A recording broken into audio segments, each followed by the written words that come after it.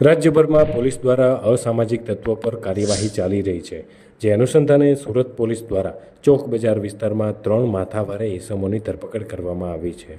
આ ત્રણેય અસામાજિક તત્વોનો થોડા દિવસ પહેલાં આ વિસ્તારમાં આતંક સામે આવ્યો હતો।